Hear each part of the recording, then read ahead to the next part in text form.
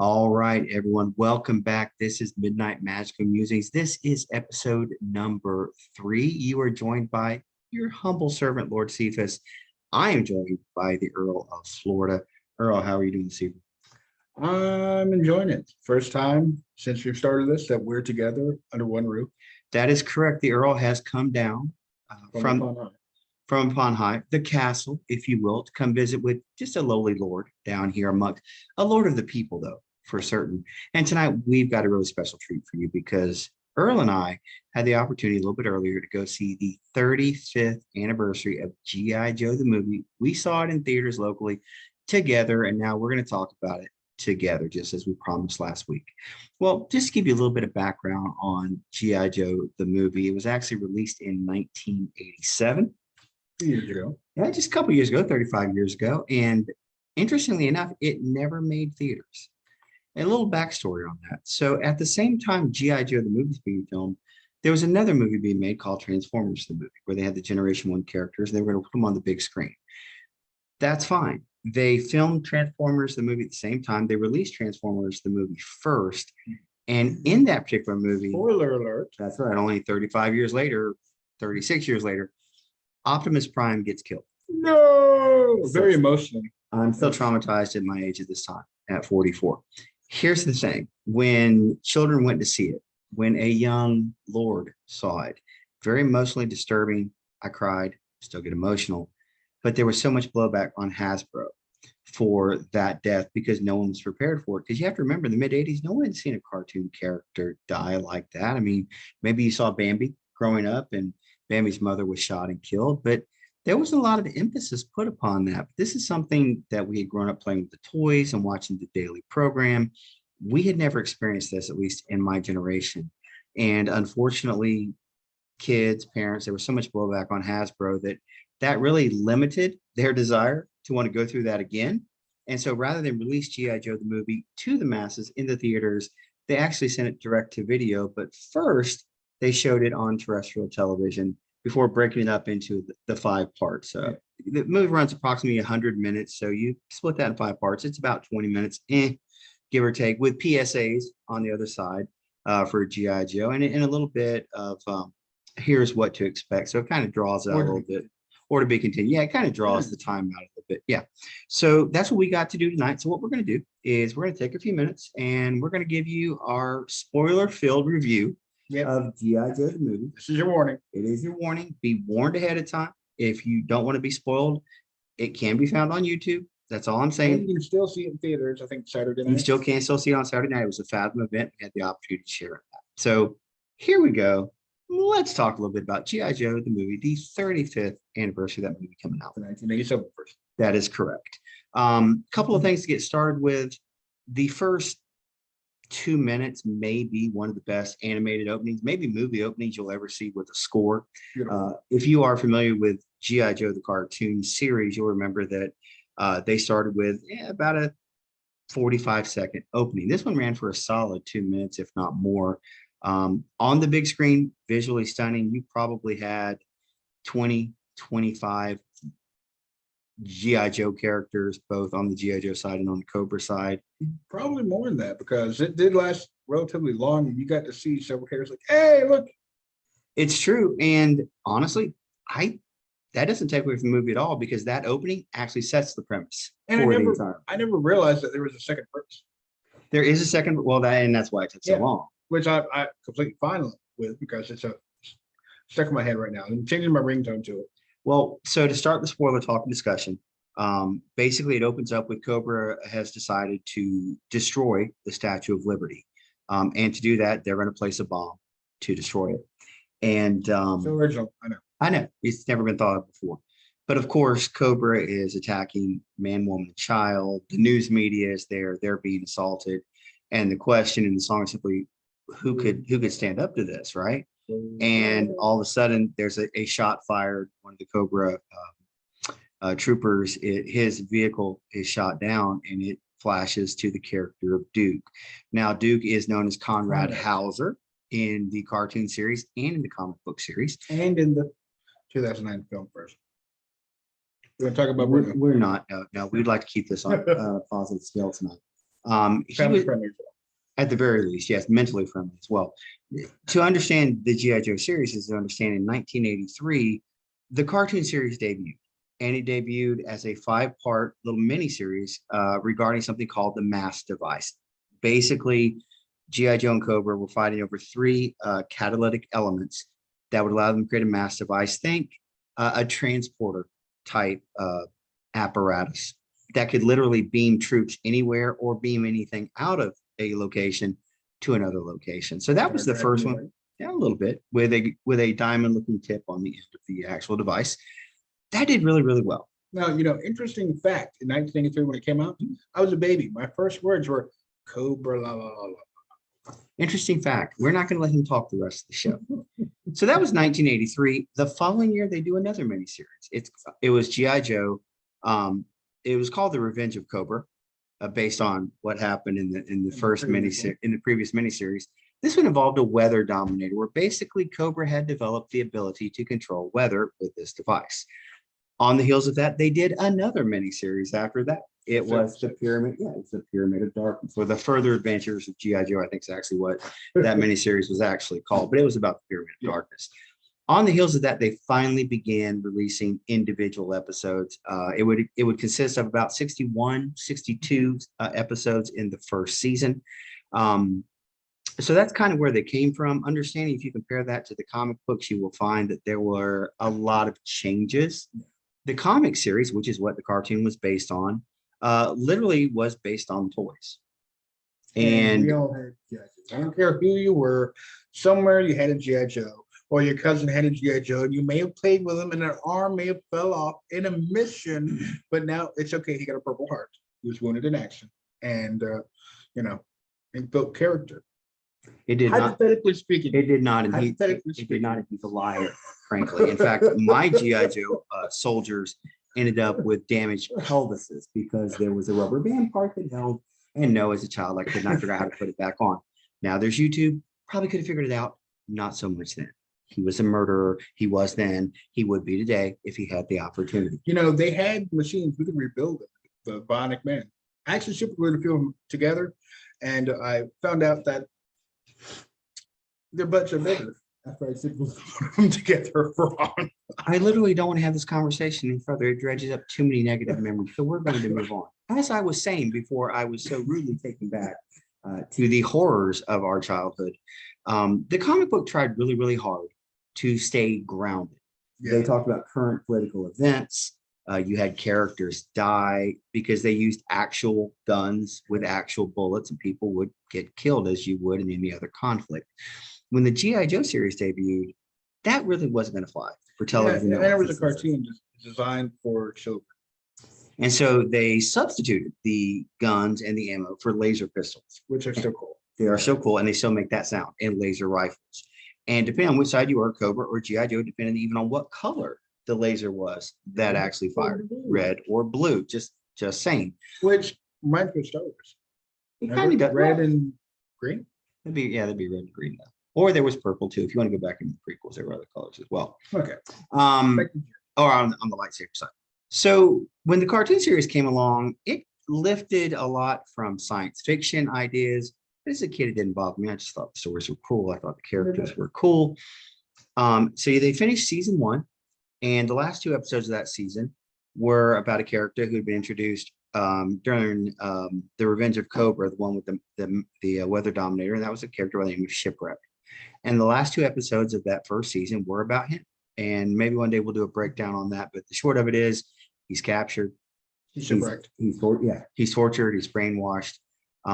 They end up figuring out where the Cobra base is. They blow it up. That's the end of season 1. Season 2 comes along, and all of a sudden there's a bunch of new characters that no one had ever heard of. See, Duke, as we mentioned before, and we'll bring it back to where this is actually going, he's a sergeant, but he was considered leader of G.I. Joe. Flint was his number 2.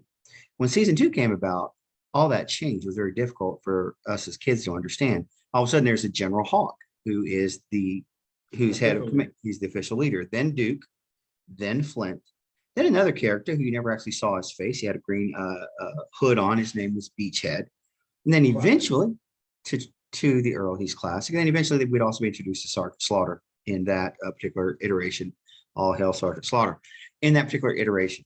And so the second season didn't last as long. It only lasted 20 some odd episodes, and that was it. And so it's at that point that we jump into the movie series. Remember, we said that, a lot of science fiction had been used in this. There were episodes where they had the undead were working for Cobra. They had different talismans and items that would cause the dead to serve whomever had those items. I mean, there was a lot of that took place. Was there also alternative timelines, kind of like the Mirrorverse? There is a two-parter, Worlds Without End, which they get blasted into a parallel dimension where G.I. Joe is lost and Cobra has won.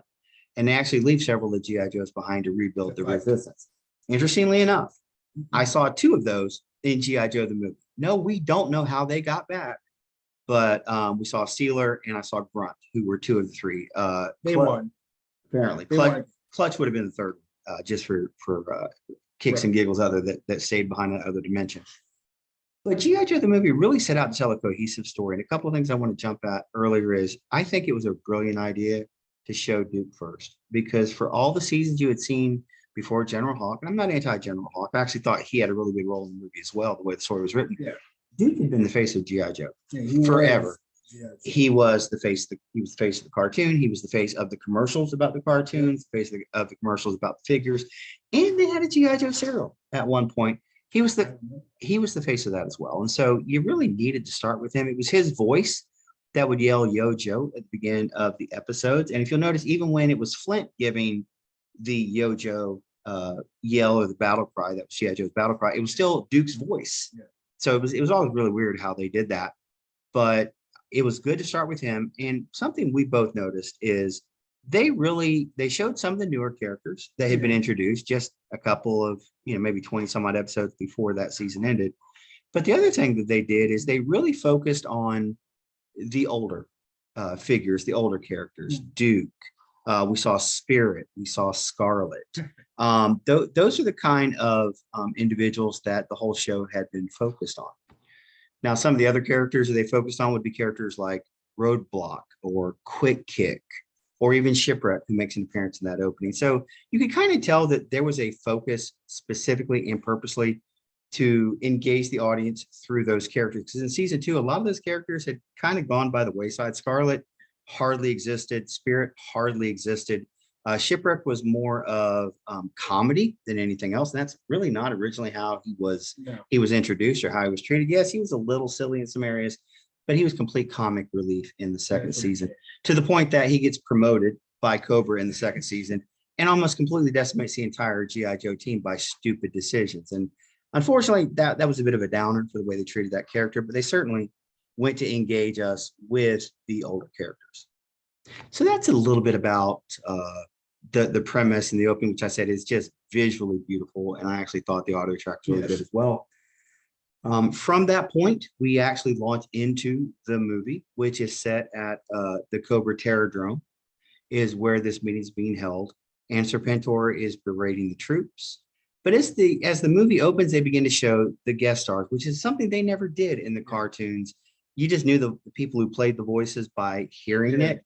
But in the movie, they actually had guest stars. The first one, which I think is amazing looking back, is Don Johnson. Now, for those of you not familiar with Don Johnson, he was at the time the star of Miami Vice. They were coming off being a top 10 show in the end of 1986. That's where their show ranked on NBC with Miami Vice. So to get him to be one of the voices of your characters, in this case, Lieutenant Falcon, that was a huge gift. That was a big thing. You have to understand, back in the day, he was a hot star. And so to have him associated with the property was a big deal. And that's probably a way to suck in some of the extra adults to tune in Don Johnson.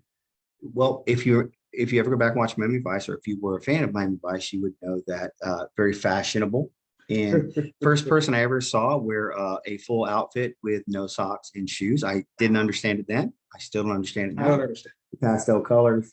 Just if you don't understand what we're talking about, just go watch Miami Vice. I do the pastel colors. Those socks. I would sweat. I don't know. And it's South Florida, supposedly, in Miami. So that's not going to go well. Yeah. But he's listed as one of the stars, which I thought was way cool. Yeah. But the second star, got the second billing, was a character or an actor by the name of Burgess Meredith. Now, who is that? Yeah, you may be asking, well, who is Burgess Meredith? Well, what does that mean? Well, He was in a couple of things. Maybe you might remember if you're a fan of the Batman, the 1967 series. He was the Penguin. He played the Penguin there. Yeah, I thought he did great. I saw that as a kid growing up. But he was also Mickey in the Rocky movies. Oh, That's right. So he was the one who, again, spoiler alert, passes away in Rocky 3. Yes, I know. They asked Clubber Lang, what is your prediction for the fight? Pain. I predict pain. That's the movie that takes place in. Unfortunately, he watching the film. he doesn't actually make it out. But that's who Burgess Meredith was. Very famous actor. In fact, if you really want to really tie this together beautifully, 1945, he was in a movie called The Story of G.I. Joe. Now, it was about an infantryman's story based on Ernie Pyle, who was a war correspondent.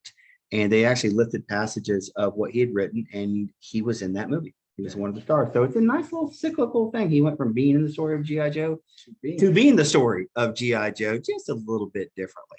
And then we had Sergeant Slaughter's name appear. Absolutely love Sergeant Slaughter, both as a all hell Slaughter, as a wrestler, but also as a G.I. Joe character. Had the figure on both ways and loved it. I never broke that. It's good to know that I was the ultimate killer of that. He did. Of that particular He figure. broke my heart. I did. From the beginning of the movie, I really felt like they had good pacing. With pacing, you also have to understand it's a cartoon. So unlike a live action where you develop things slower, and for adults to develop things slower, it keeps people invested, keeps them watching. You can't go to the bathroom because you will miss something that happened. And so it's very quick paced, and it doesn't lag, but it also doesn't skip. It goes at a quick pace, but it's steady. It makes sure it hits points, and it doesn't just either lag or just blow forward and we go, what just happened? So you know how sometimes movies will have an A plot and then they'll have a B story and a C story. G.I. Joe the movie has that too. Yeah. They have the A story of there's something called the broadcast energy transmitter, the BET, right? That is the big device everyone's fighting over. That's your primary story. Yeah. On a secondary level, they introduce an entirely new civilization that apparently has been living on planet Earth that no one knew about for 50,000 years. With the exception of one person, we'll talk about how he knows who they are. Spoiler alert. That's correct. So this shadowy individual, Pythona would be her name, goes to Serpentor. They think it's actually an assassination attempt. It's not. She's coming to him saying, we need you to help us to acquire the broadcast energy transmitter because they're going to release space spores and basically mutate everyone. What I actually liked about that initial scene was when you're watching things, you're like, oh, G.I. Joe, they have the base, they have the perimeter, they have all these things set up. But it starts off, it's a fortress. I mean, it's a literal fortress. It looks like something of science fiction. You got the turrets, you got it's armored, you've got the ramparts, you've got the moat, and it shows that it's not G.I. Joes aren't the only ones with the fortified defensive bases.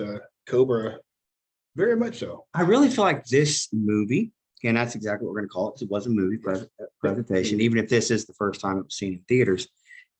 They really were trying to up the ante a little bit. G.I. Joe is known for a lot of humor, some good humor, some not so much, but I love it anyway.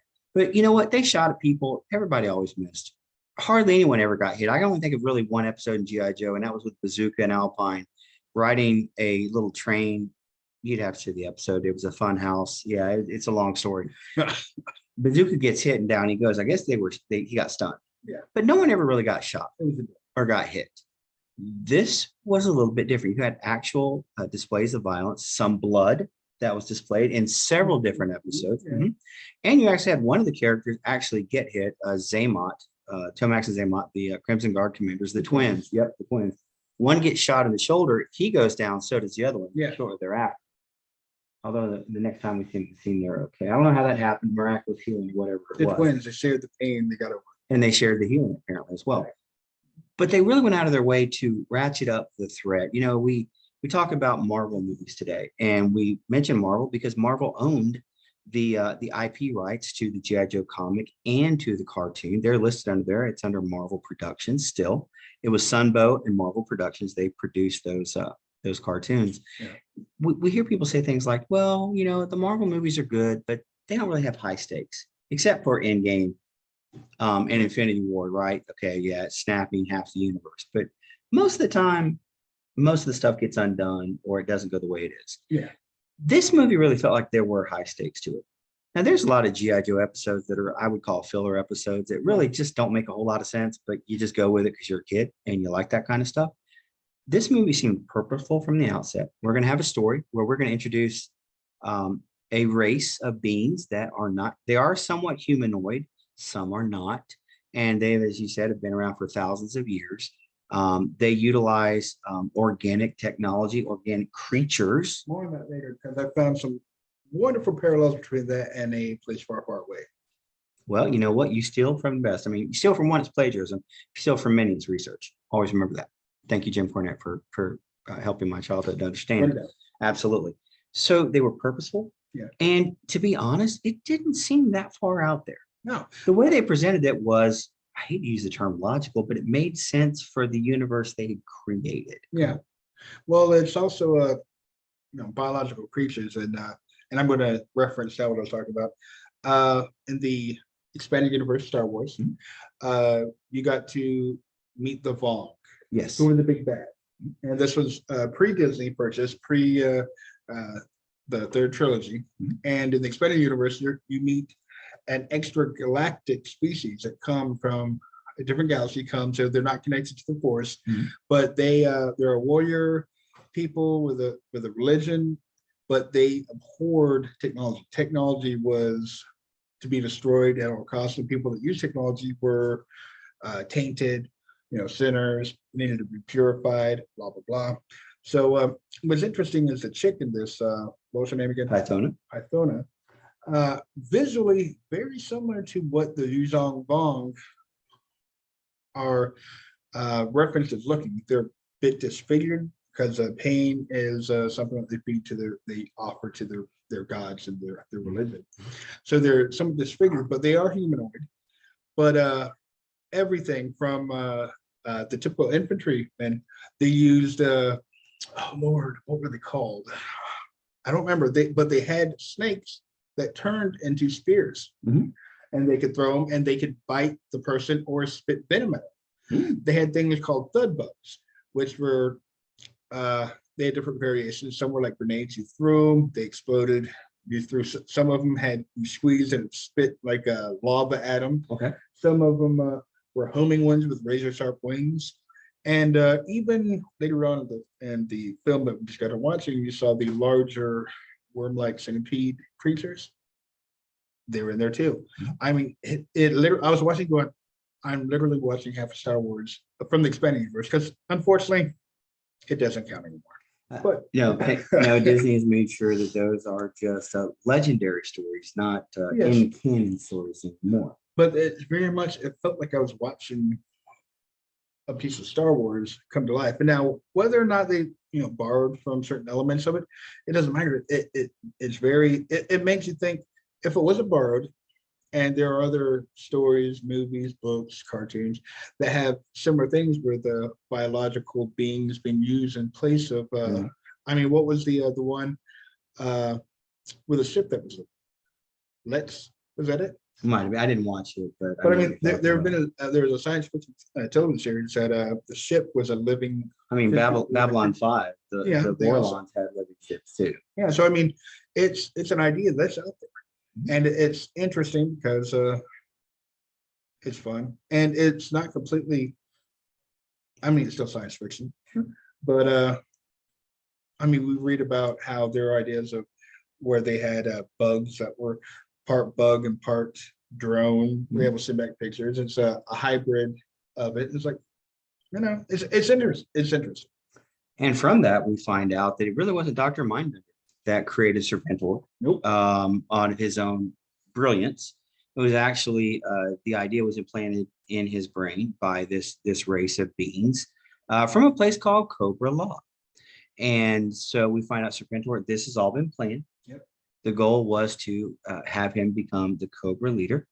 And so they decide, or they're told, we need your help to get the BET. Now, if I'm thinking about it from a logical perspective, if you are all that, why don't you just go get it yourself?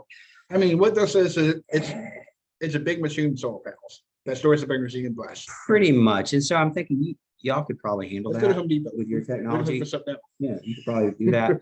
But for whatever reason, they need Cobra's help. So Well, it was 1997. it was, but again, they were more technologically advanced. I would have thought they could have handled it, but they couldn't. So here we go. Well, they didn't think space would be that cold. Pause. Well, obviously they did if they needed to warm them up to cause them to. Even though there's some big trees, how long did it take to grow those trees? At some point, like, Well, if they were 50,000 years old, I just assume over time. You Yeah. just count the rings. That's what I was told to do. They end up engaging G.I. Joe out in the Himalayan area. Serpentor gets captured as Cobra's attack goes completely awry. And by the way, this time, not Cobra Commander's fault. You know, he's constantly blamed. And for the record, I actually think Cobra Commander throughout the series had some great ideas. tactically, he was a genius, but the implementation of his tactics, not always the best. Well, he was surrounded a little bit by cowardice. His soldiers were not the bravest that you would ever see. Think Monty Python, run away. For the most part, yes. That's probably the way that it went down for most people. Serpentor gets captured. He's taken to a high security facility. The individuals from Cobra Law decide that they need to break him out. The way that actually happens is the Cobra operatives who escape the battle end up in Cobra Law, and the G.I. Joe force that's chasing them is completely wiped out. I mean, not killed, but they are absolutely overrun and decimated. And we're talking about named characters from the cartoon series. Snake Eyes gets his butt handed to him. That doesn't happen. That doesn't happen to anyone. Quick Kick gets his head handed to him. That doesn't happen. You had Snow Job, who just gets brutally ripped out of his speeder. That doesn't happen. Yeah. Lady J went down. Shipwreck. Gung Ho. And I love the way some of these characters, when they're thrown to the ground, they're not just like flat immobilized. Right. You know, they are laying in such a way where you're like, that looks like that hurt. They're That really looks like hurting. they're unconscious, and they're not laying like, oh, I'm gonna pop up. It makes you think visually. It's like, dang. And it makes it feel like the stakes are higher. Exactly. This race is a danger. Now you merge them with the actual Cobra forces. We have issues and we have problems. So they get locked away. They decide to put Cobra Commander on trial for not being able to take over the world, a la Pinky and the Brain. Apparently, and this changes the canon from the cartoon series where he was in military school. In one of the episodes, he did an interview, a television interview, talking about he was in military school, right? In the comic books, he was a used car salesman actually at one point. So a lot of different variations to it. They codified in the series in the movie that he was a young nobleman in Cobra Law who became disfigured with some spores, and they end up basically sentencing him to death by spores. Pretty much what they did. He ends up getting mutated. The Joes try to escape, and they again get their butt handed to them. It's not good. Roadblock, who was one of the victims, and again, one of the original characters, he doesn't hold up well. Let's be honest, 35, 36, 37 years later. The rhyming and all, it's not, it's just not good. It's a really, really bad stereotype that it doesn't go away. But in the movie, they did tone it down some. And let's face it, some of his rhymes, you could have said he was a rapper. He was going to break you. I don't think so. No. I think he could have just gotten to the point. If it takes you three or four lines to wrap what you're trying to say, and you could have said it in one line, that just doesn't make sense logically. But again, the 80s were a different time where things are done then that we would certainly not tolerate today. But he was one of the victims in it as well. He eventually escapes, as does the constantly mutating Cobra Commander, Who was once a man.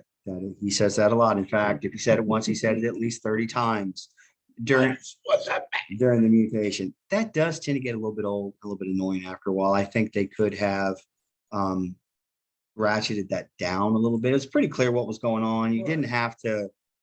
I think that also fed into the point where he was like, all right, I'm throttling you. You say it one more time. I've been listening to this off screen. But unfortunately, we had been on screen and had to hear it way longer than we had to. So because they lost the BET, because they lost Serpentor, they decide to go steal the BET back and to get Serpentor back. In that battle, or in use the 8.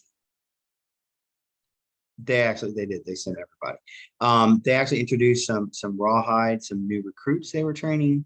Beachhead was responsible for training them. You had Jinx, You had Tunnel Rat, you had Big Lob, Chuckles, and a Lieutenant Falcon who was played by Don Johnson. Who that is true. One was Law, one was Order. Law was the officer, Order was the dog. Military policeman. Yep. It is what it is, y'all. I'm just telling you as we saw it and as it happened. Lieutenant Falcon, unfortunately, was your stereotypical screw up, never where we're supposed to be, not doing what he's supposed to do, sneaking a girlfriend onto base. Oh well, yeah, just a date. Yeah, let's just bring the date onto the base, which of course would be someone that would be working for the Cobra Agency. In this case, Zarana, who was Zartan's sister from the cartoon series Zartan and the Dreadnought. She was one of them introduced in the Arise Serpentor Arise 5-part series. How strange. She certainly had the voice like it. And of course, she gets away with the microfilm. They take her camera. Yeah. Duke takes her camera because he catches them. He and Falcon go back and forth. And at this point, there's something going on between. There's a history there. Yeah. Like, just kick his butt, kick him out. Just bust him and be done with it. You can tell between the bickering that there's something going on here. We don't know something. There's a backstory and there's a history. Well, again, he's put on guard duty. This being the Falcon. They're guarding Serpentor with Gung Ho, Alpine, and Bazooka, 3 of your more recognizable Joes. Locked in there with Serpentor. Correct. And it would take 6 or 7 things you would have to accomplish to get in there. And of course, as Lieutenant Falcon is saying what would have to happen for them to break in, how impossible it is at every step, they're showing him do it because this is the way it works. And eventually they break in, overwhelm the 3 Joes, leave them laying, get Serpentor, get him out of there. And so they've now lost everything. Lieutenant Falcon is subject to a court-martial because of his dereliction of duty. During the court-martial with General Hawk and Wild Bill and several others serving as the court-martial officers, it is discovered Duke speaks up for Lieutenant Falcon because they can find no redeeming qualities in his record. And Duke speaks up and says, I know there's a Joe inside of him. He's my half-brother. And that there's at least half a Joe inside.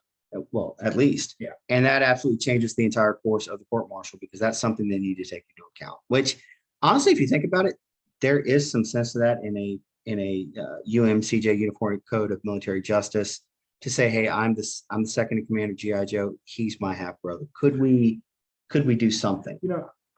Up to the point where you just got $1 billion power plant stolen, the #1 terrorist escape, and got 3 of the much highly recognized Joes put into the hospital. At that point, I don't think it matters.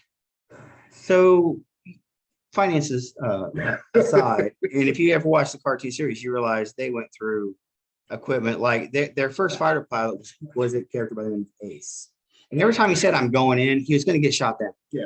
And they even make a joke about it after a while in the series. Like every time you say that, it gets expensive because give it 5 seconds. He's getting shot down. And he's their star pilot. And by the way, he was in the movie as well. He was at one of the guard towers during one of the scenes. He wasn't shot down though. He was not. He was on the ground already. They really went out of their way to try and include as many characters in the movie, even the ones that didn't have speaking parts. Yeah. They were in it. They had Cutter, who operated their hovercraft. He was standing there with Ace in one of the scenes by the flag as they were kind of doing an overview of the base. And you got to understand, the G.I. Joe base changed over time from what it was in the first miniseries to when General Hawk arrives. It's bigger, it's configured. It's bigger, it's configured differently. They never actually refer to it as the pit in the cartoon series, only in the comic books. Again, we're not talking about that. We're talking about G.I. Joe, the real G.I. Joe movie, the cartoon. The court-martial comes back. They say basically, all right, we've taken this into account. You may or may not be worth anything, Lieutenant Falcon, but we're going to find out. We're going to send you to the slaughterhouse. Not just the slaughterhouse, the slaughterhouse. That's a very poorly done Sergeant Slaughter imitation, but go ahead, feel free. So he gets sent out into the middle of nowhere where he is found. I also like the fact that, his fellow military, they don't really care for him right now. They didn't. And he's an officer, and they're like, nope, we don't really care about this. We're sticking with a Can you just focus? Yes, please. Yes, go on. I did enjoy the fact that as he's being airlifted out to the middle of nowhere, they had their 2 chopper pilots, Wild Bill, who'd been with them from the very beginning in the cartoon series. He was actually in the very first or the very first miniseries, he was flying the Sky Striker, which was their plane. He eventually migrates over into the helicopter. Okay. But in the first miniseries, go back and watch it, he's actually in the Sky Striker. So he's a very talented pilot, but he's there. And so is Lift Ticket, who was their chopper pilot that was introduced in Arise, Serpentor, Arise. So to get everybody in there, they put them on the same chopper, basically. I like the idea. I like where they were going with that. He's thrown out basically Slaughter and his crew. He has 3 recruits he's working with. You have Red Dog. You have, what's his name? The former, the ex Mercer. Yeah. And then there is the guy who was from the circus. His name escapes me at the moment. He sliced his finger. Yeah, he was dangerous with a knife. He cut his own finger, unfortunately. We see the trials and tribulations of Lieutenant Falcon trying to make it. You can tell he's got skills. He's got heart. He just doesn't know how to express it. They actually get sent on a covert mission to infiltrate the covert terrordrome because they can't find roadblock these people. They dispatch Flint and a handful of people. They can't find them somewhere in the Himalayas. And it wasn't done because of Falcon. It was done specifically because Sergeant Slaughter, his reputation as Special Forces kind of thing, and but also because of Mercer, right? He was former Cobra. Yeah, so he knew how to infiltrate the terrordrome. Yeah. And by the way, we didn't talk about this earlier. Sergeant Slaughter really would have been the 5th of G.I. Joe. He is in the line of succession. He is number 5. Yes. Yes, he is. He falls right under Beachhead, actually, in terms of ranking. So they infiltrate drill sergeant.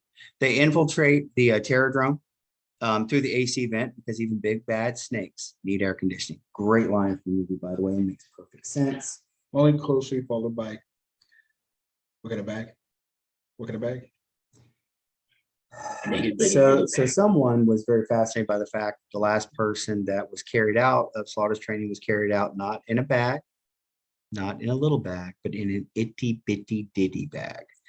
I slowed it down to make sure I said it correctly. So he needed it next week because when you say it like Sergeant Slaughter, an itty bitty bag. Like, what? What did he say? Literally, no one heard that but you. Literally, no one. I didn't understand what he said. I was like, I had to ask for clarification. What did he say? Literally, we're going to turn on closed captioning going forward if it's going to be like this. Maybe like you are not allowed to talk to people anymore. He was harassing people in the theater asking questions. I wasn't harassing. There are 2 other people in the theater to watch this glorious thing, and I wanted to get where they were coming from, and I wanted to see if they were going to enjoy it. They said yes, just so you leave them alone. Returning back to our regularly scheduled program, they infiltrate the terrordrome. Falcon gets captured, of course, because they didn't take any weapons with them. So the only weapons they can use are the ones they find on them. Slaughter, and it was not. It was his suggestion.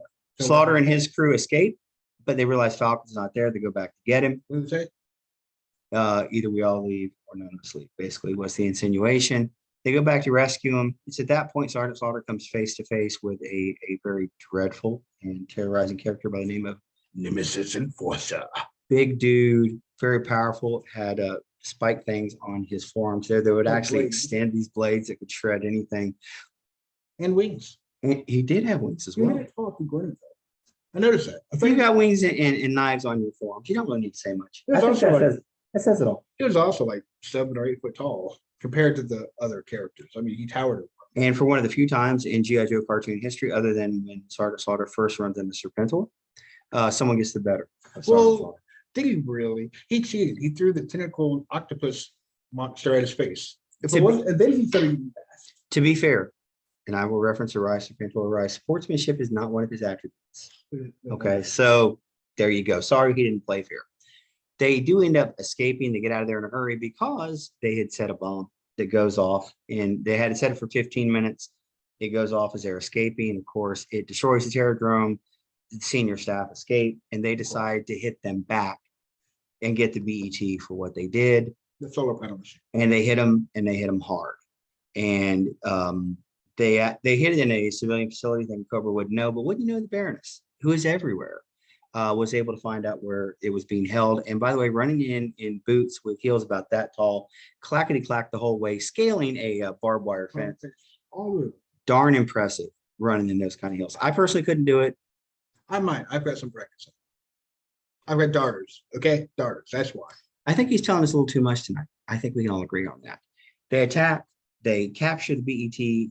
Slaughter and his fellows come to help the fight, because you got to remember the Joes are down a ton of people now. Yeah, they've lost Flint, people in Himalayas. Flint and his crew are out looking for the lost people in Himalayas. You're down at least 10 Joes, if not more. And they didn't have the whole forces right there ready to go. They only, this was a decoy. It was at a civilian place. So if you're going to do that, you're going to have a fake target that's got more defenses that are easily seen. So that way you can sucker them into attacking the fake target. So they had to have some, higher tier Joes there, just because if you had this where it's at, but nobody's there, we've got. But here's the problem. Their higher Joes are all either captured or missing. I mean, you're literally at your second layer. So we're talking about, no disrespect to these characters, Thunder, Rock and Roll, Cover Girl, who's in a ton of scenes, never speaks, but she's in a bunch of scenes. We know that Blowtorch is in it because he appears in a couple of scenes as well. He was at the Battle of Cobra La as well. So they're not the highest of the high. Barbecue, Spirit was actually at Cobra La as well. So you see the different characters, but they're not the main ones. You have Mainframe, no pun intended, Dial Tone. The point is they're getting hammered. But and they got the helicopter started so they could. They do, and they promptly get shot down. Way to go, y'all. Yeah, but everybody got shot. While He got shot down, and he wasn't even there. He was in the tank. So they were attacked by more of those organic living creatures. So you saw him get taken out. Cover Girl, Sci-Fi, who was introduced in the Arise Serpentor Arise series, prominently displayed in season 2, basically sidelined in the movie. Low Light was in it very briefly too. He was prominently shown in season 2. Really set aside, other than his one appearance at the court martial to let him know that the verdict was in. So you didn't have a lot to work with. Duke is scrambling the ground forces. General Hawk is scrambling the sky backup, which consisted literally of 5, my hand on the screen there, 5 ships. So they didn't have a lot to work with. They get overrun. There could have been 30 of them. No, I counted. There were only 5. There were 5 in the first panel, 5 in the second panel. And there was none in the last panel because they all got shot. Hawk didn't. The general is a better pilot than that. Because he flies Hawk. So Sergeant Slaughter, Falcon, his crew show up to try and help because they're deficient on personnel. And they found out what was happening. They were blowing up. Yes, they had heard what the plans were and they were coming to assist. Lieutenant Falcon ends up getting his little ride with Sergeant Slaughter. His Jeep gets blown up, so they're knocked out. Serpentor goes after Falcon to kill him. Duke shows up, jumps in front of Falcon, who's about to get impaled by one of Serpentor's snakes that he extends into a rod, throws it for the heart. Duke steps in front, catches it. Down he goes. Catches it with his chest, to clarify. He didn't catch it. He caught it with his chest and his heart. You would think that would be a big deal and they would stop the scene. It doesn't start. Serpentor begins to berate Lieutenant Falcon, which I think was really good. They didn't just stop everything and that was it. He continues on the mental assault that snake was meant for your heart, not his, all this stuff. They leave. So they've lost the BET. Duke is down. They all rally around him. And interestingly enough, and this comes from the producers and directors of the movie, if you turn the volume down, we've done this.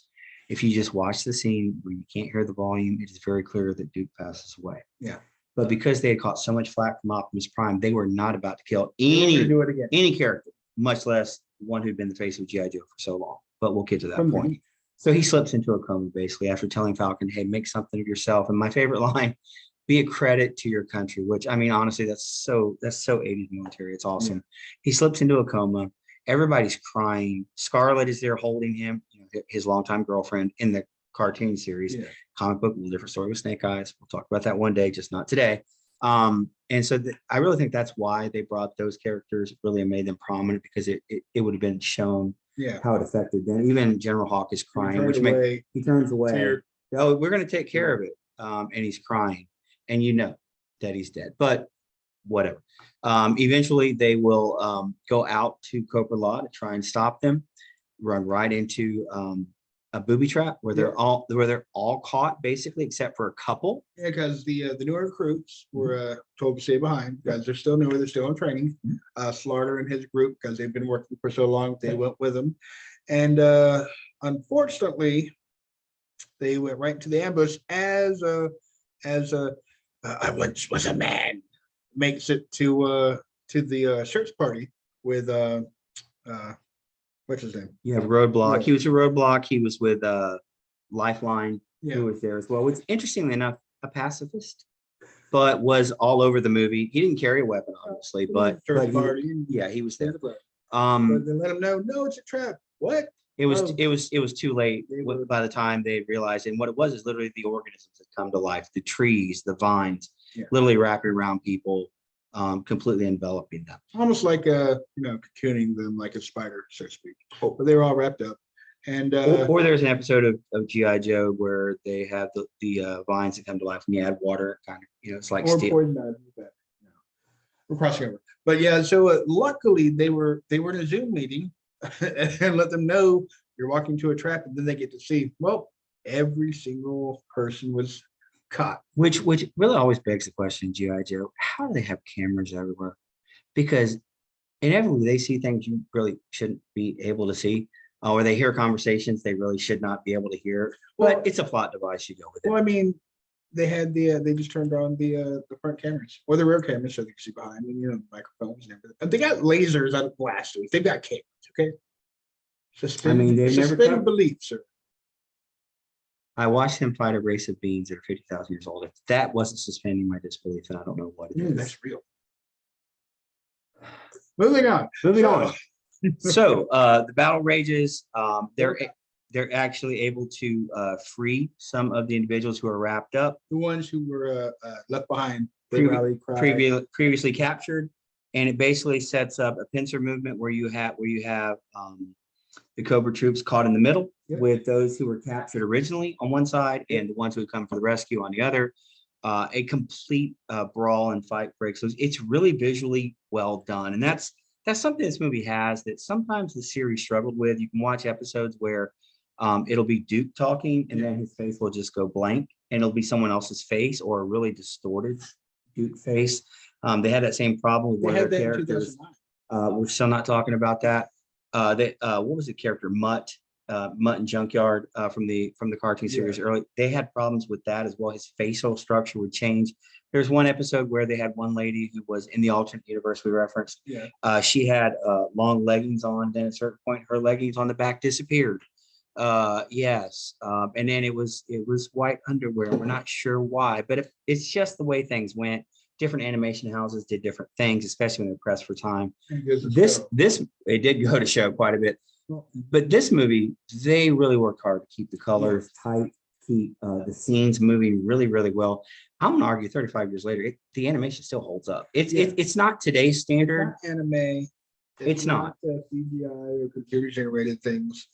But it's really, really good. It holds up well today. If you altered some of the lines, I think the film would still hold up very nicely. You get fast paced, you get the characters and all the alternate little side storylines. It just flowed very nicely to the pinnacle where we now have the pincer movement. They're moving in on Cobra Law, which is the Cobra forces and the alien forces. Basically. And you're seeing some revenge fights now. You are. And they finally kind of break it down in those terms. Eventually, that group breaks off from the group to try and stop those spores from mutating in space, which would mutate, according to the movie, every man, woman, and child. There'd be enough for all of that on planet Earth.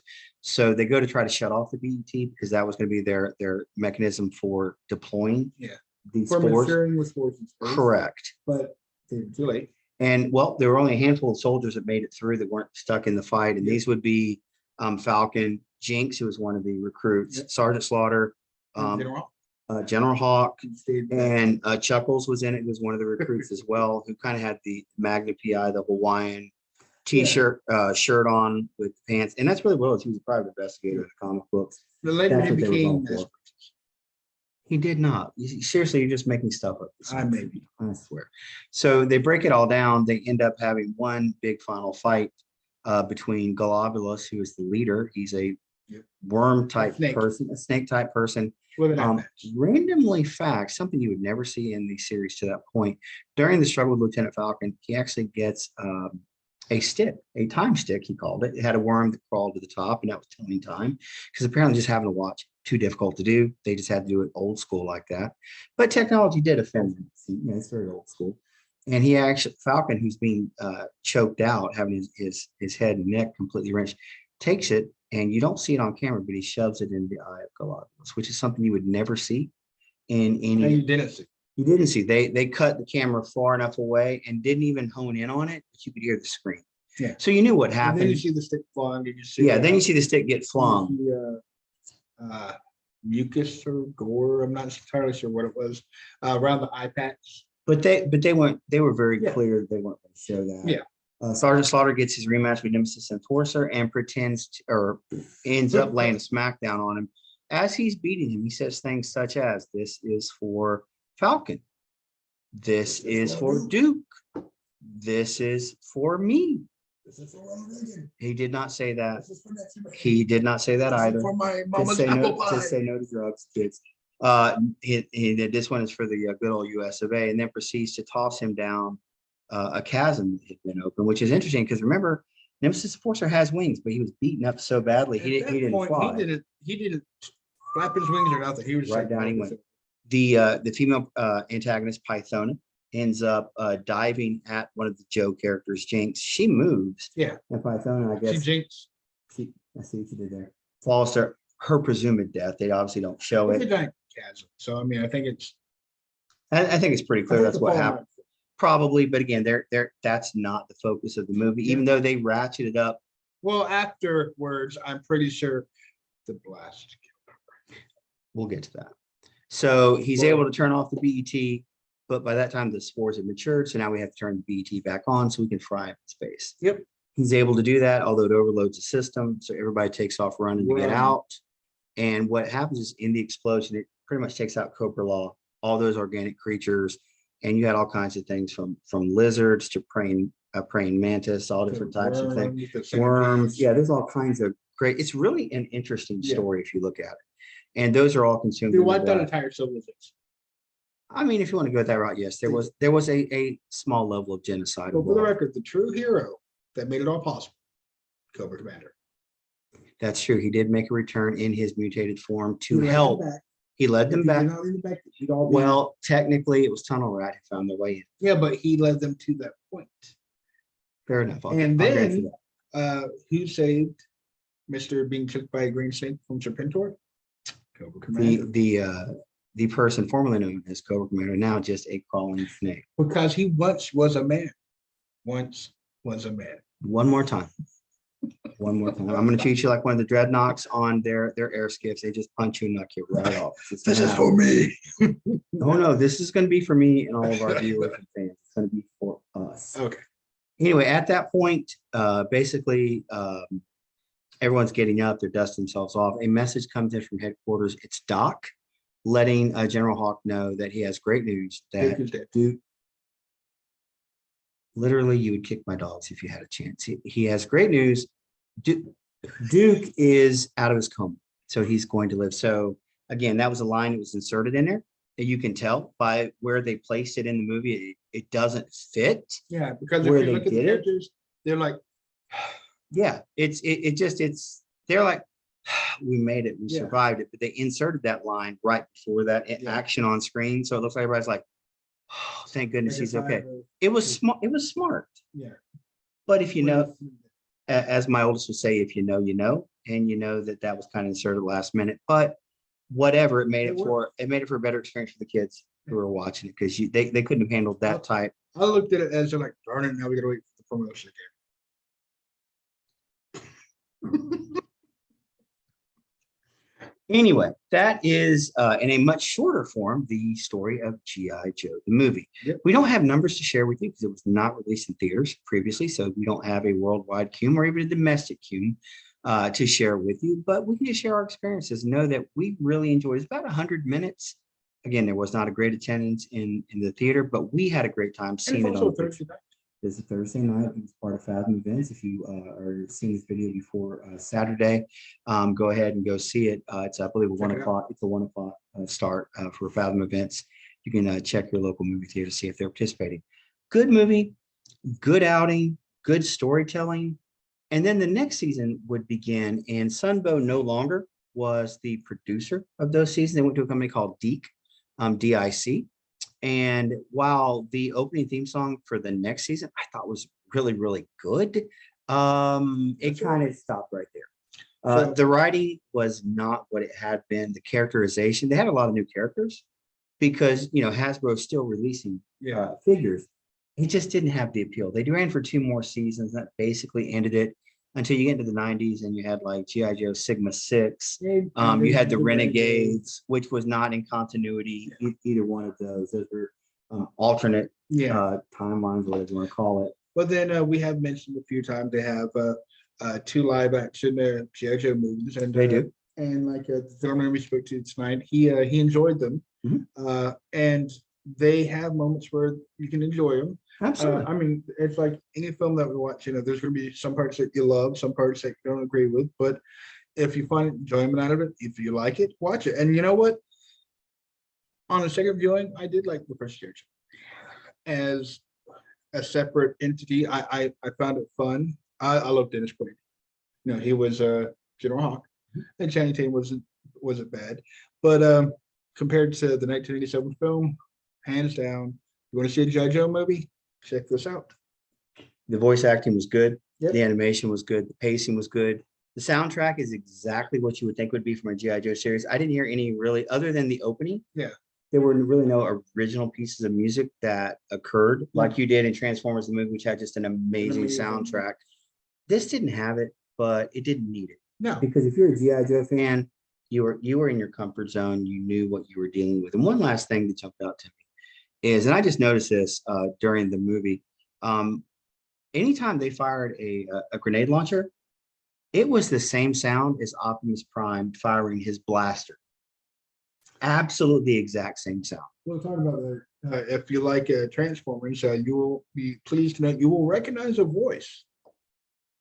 Cobra Commander. Cobra Commander, yeah, it was the voice of Starscream. Yeah. Yep. So there is some continuity there. You will enjoy it. If you're into such things in continuity, if you go to season 4 of Transformers, there is an individual walking down the street that is hooded and has a trench coat on and utters at the end of the episode, Cobra.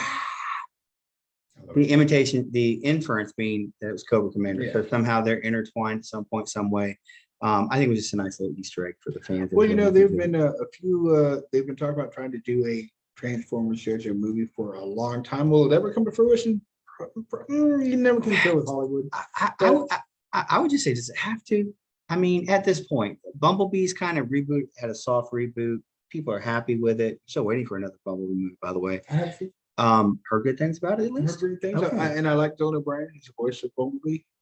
So I think there's opportunity there, but I think right now the G.I. Joe brand as a whole, there's a couple of things in play. The figures, the re-releases, and the new stuff has been really, really good. I've bought a couple. I think some of it's overpriced. I'll wait till some of the pricing comes down to actually purchase some others. There's been some really cool figures out there. I think the Lady J one is really good. The Stalker one is really good. And by the way, he's a character who was prominently featured in the first 2, or at least the very first G.I. Joe series, and then he's kind of pushed to the side for the rest of the time. Yeah. He's actually in the movie as well. They show him on that guard tower as well. I think that was just sort of a nod back to, hey, these are our characters that we love. Much stronger character in the comic books, more important to the team than he ended up being. Well, in the comic books, you have a more format than you do in an episodic season even for cartoons. And then when you try to break it down to a movie, you have characters that you can't do justice to from your cartoons because you only have a very short window time frame for films. And eventually that comic book run would be canceled, and then they would have the IDW and the Devils Do publishing. They actually picked up at the end Larry Hama, who was the writer of the comic book series, actually came back and was writing it in continuity. There were other timelines as well. There was the G.I. Joe Transformers crossovers in the 80s. And also in the newer publishing as well. Unfortunately, they haven't seen the sales that they would have hoped for. But to be honest, most comics are struggling anyway. Either you're getting them digitally, you're watching the movies or TV shows. Comic book stores love going to visit them, love hanging out in them. The truth is, most comic book stores are not really comic book stores; they're collectible stores. And I get, you got to survive. Toys, like the card games, they do a lot of collectibles with that. And why not? Because you can make really good money off of that. And you can also cross reference people that some people like collecting these cards and playing these games would be interested in comic books. So absolutely. So just a few other GI Joe things we get ready to close. I do know that at Dollar Tree they released a series of GI Joe figures. Are As those plastic or are those the metal die cast? I believe those are plastic. Okay. Walmart had the GI Joe, the metal figures. It had like Right. Duke, Snake Eye, Storm Shadow, Cobra Destro. Commander, Destro. Okay. I think there were 6 of them Yeah. that were actually in there. So we actually have a couple of series of those as well. So we've seen some nostalgia take place there, and hopefully this continues that. I'm not against nostalgia. I'm against nostalgia just for nostalgia's sake. I want it to spark something in me, and this movie really did that. It takes me back to a time in my life when I was 8, 9 years old, and I watched the GI Joe cartoons either before school, depending on when it was, or after school when I got home. And usually it was Transformers in the morning, GI Joe in the afternoon. And that was a special time in my life because you know what? We didn't have the stressors we have as adults. You could enjoy your life and not worry about tomorrow or paying bills. You just going to school and playing with your friends, and you know I'm living with it, living with the, living with those characters, man. Playing with figures, watching the episode, my cousin's figures. Murdering his cousin's figures, creating my own stories. And that, to me, that's really part of the fun. Yeah. As being a fan is not just what you know, but thinking about what could be. And I think this movie really took that to heart. Okay, this is what we know, but what could it be? And they didn't change the format. No. They didn't do anything they really hadn't done already science fiction wise, because GI Joe is a very science fiction based cartoon series. They just took it to the next level, really. They never really had aliens or anything like that. They did have the one lady Mara who was a mermaid because Cobra had experimented on her. Shipwreck had fallen in love with her in one of the episodes. Good episode. Yes, they didn't have any kind of aliens, but you know this movie does have. Are the aliens though? They're just 40,000 years old. You know, it's a species. It's okay. Yeah, anti-technology species. That's a different path on the evolutionary. Apparently so. Apparently they were forced out as climate changed and as humanity began to prosper, learn, and grow. So overall, I'm going to give it an A. I really enjoyed it. I enjoyed the movie. I enjoyed the experience. I enjoyed the company. And we hope to do some more movie viewing and some more reaction videos, just kind of talking through what we thought, what we liked. If there's something we didn't like, we told there's some things that just don't make a lot of sense. But in the totality of the story, I roll with it. Yeah, and like we said, it was a brisk pace. You know, you were introduced to characters, then you were more fully torn away from some characters, and you know, you got to hear the term "itty bitty ditty bag," which is awesome. Yes, I throw that in there again. You know, Sarge.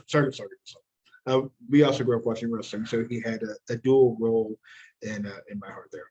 But you know, it's fun. It's clean. You can watch it and remember and enjoy it. You can have your kids to watch it, and you know, then when they run around the house saying, "I once was a man," I'm going to teach my kids to do that. Come over here and visit you, specifically the younger ones, so you can't push them over.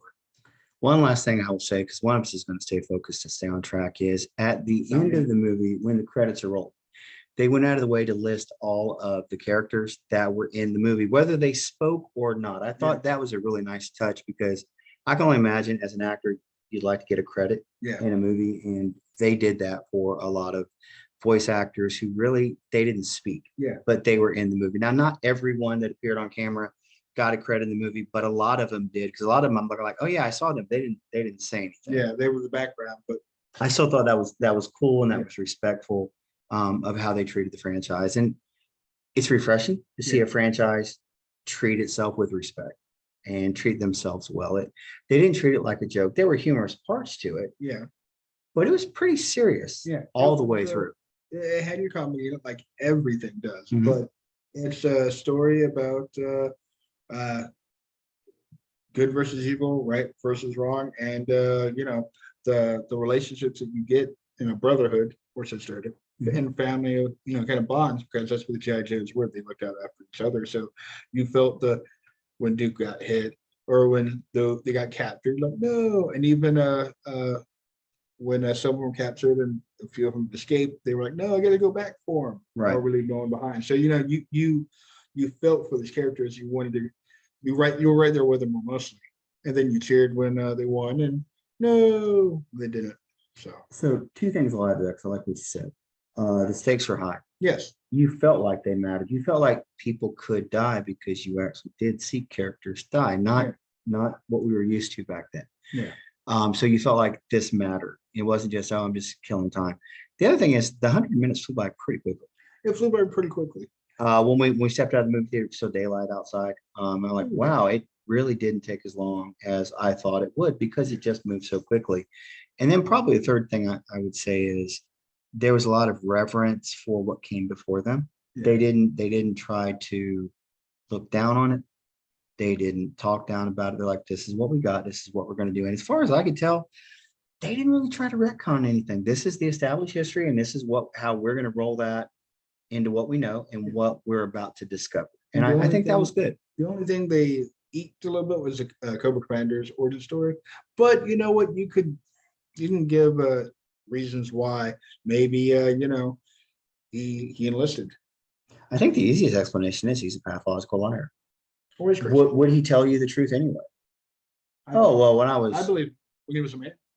So I keep one elbow on chairs in a way. One of the things that I do think about that is it took them a long time to get around to quote unquote punishing him for not being able to take over the world. That's a little bit of a logic stretch, if you will. But again, I enjoyed it. I'm not going to nitpick this one. I thought it was good. Give it a grade on a scale of 1 to 10. What would you say? I would give it a solid. I'll give it. Oh Lord, A-. Okay, that's not numerical for the record. When I said 1 to 10, you gave me an A-. So I'm not sure what that is. So I'm going for like a 9.1. Okay, all right, that's fair. Not a perfect movie, but I don't give A+. I don't believe there is a perfect movie. I believe there's always things that if you really want to sit and nitpick it, you can. That's not what we do here. Now, if there's something just glaring that you're going to drive the truck through, we'll be like, that's just not good. But in general, that's not what we're here for. We want to celebrate and enjoy the stuff we watch. I can only speak for me, not the Earl. I don't hate watch things. I don't have enough time in my life to hate watch things. So if I'm going to watch something, I want to enjoy it. And if I manage to actually finish watching it, it's because I enjoyed it. There's always things that you can nitpick, but you know what? That's not the point. That's not what kept you there watching. What kept you there watching because you were enjoying yourself, you were liking the characters, or you really hated the characters. And that's not I hate the character, I don't want to watch this. It's I hate the character, punish him, or I hate the character, throw him off the tower, or I hate this character, throw a snake at him. That wasn't. You are a vindictive evil man. Duke survived, just so you know. I wasn't talking about Duke. Should have thrown another snake. At and his half brother, because at that point he was a horrible person until he, went to the slaughter house and brought the better qualities out. I think when we need to argue that had already started to take place before. That's what I was thinking. You know what? Duke could have handled it with him a lot faster. No, Duke said the whole reason he got caught because he wasn't fast enough. So see, now you're making fun of his age and his ability to move around. I feel like that's ageism, and that's not appropriate. Well, I'm getting old, so you know what? I blame Duke. He should have been a little bit younger. What you got right there? Is that some gray right No, there? it's white. And the Bible says, it's wisdom right there. It's my crown of wisdom. Took you a long while to get there. I had to remember, getting old. I'm getting old, yeah, the wisdom's not there. All right. Well, we appreciate you taking time to join us this week. We had fun. Hopefully you can see that and hear that. You can reach out to us at MidnightMagicMusings@gmail.com. You can find us on Twitter at 3mshow16. Yeah. We will be there as well. We will begin posting some update videos throughout the week. They're going to be short, 1-minute clips and such. Later, a little bit of entertainment, a little bit so you won't forget about us, a little bit of what's coming next. Yep, because sometimes even we don't know what's coming next. So next week, we're going to kind of free float. We don't have a topic planned just yet. No, we talked about it. We both forgot. Probably so. We should have written it down, yet we did not. But do you have anything else you want to share this week? No, thanks for joining, and we love you. All right, we have fun doing this. We appreciate everyone that interacts with us. Like it, give us a like, give us a thumbs up, subscribe to us. It really does help us in the YouTube algorithm. It helps push us up higher so that more people can see us. And you don't forget about us. We don't want to be forgotten about. We're old. We forget. We don't want you to do that. Exactly. Let us take the hit for you. All right. On behalf of the Earl of Florida, who has graciously come to my abode and spent time with me, I am merely Lord Cephas. I'm just driving the ship. He's the one making all the decisions and keeping them straight. You all have a good rest of the day. We'll talk to you soon.